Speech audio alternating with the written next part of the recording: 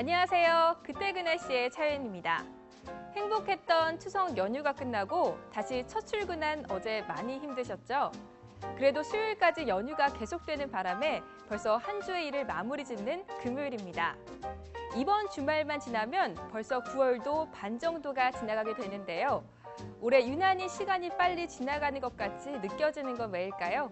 오늘 그때 그 날씨는 1998년으로 돌아가 보겠습니다. 날씨 먼저 확인해 보겠습니다. 네, 경주 가보고픈 주말이란 제목인데요.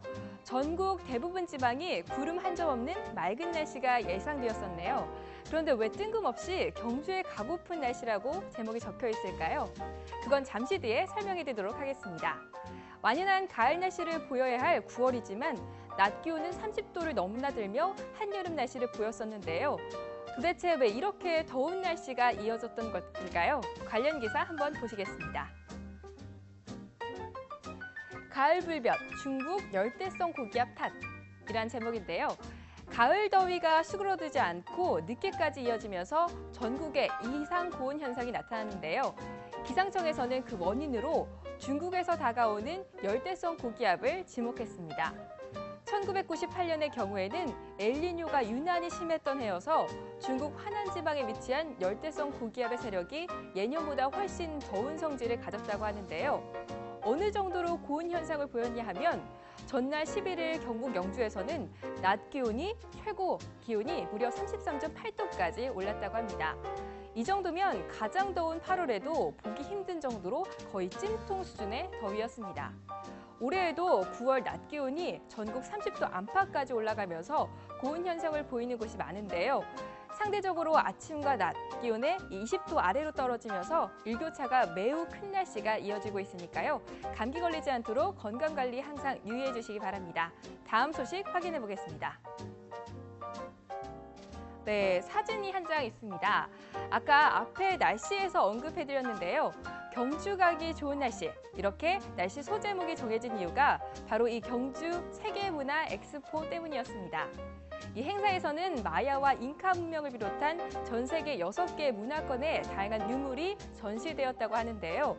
그뿐만 아니라 인류화학 음악축제, 세계풍물전 등 다양한 부대 행사가 같이 열려 다채로운 볼거리를 제공했다고 합니다.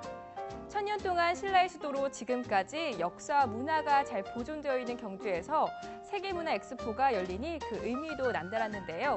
이때를 시작으로 2년에서 3년의 기간을 두고 경주 세계문화 엑스포는 지금까지 계속 이어지고 있습니다. 올해에도 오늘부터 20일 월요일까지 10일간 터키 이스탄불을 메인 테마로 경주 세계문화 엑스포가 열린다고 하는데요. 아름다운 경주의 가을 경치도 감상할 겸 온 가족이 함께 나들이 가보시는 것도 좋을 것 같습니다. 다음 소식 보겠습니다. 네, 여기 불기둥이 치솟고 있는 사진 보이시나요? 마치 핵폭탄이 떨어져 생긴 버섯구름 같이 보이기도 하는데요. 해외 뉴스가 아닌 우리나라 부천에서 발생한 가스 폭발 사고가 일어난 현장 사진이라고 합니다.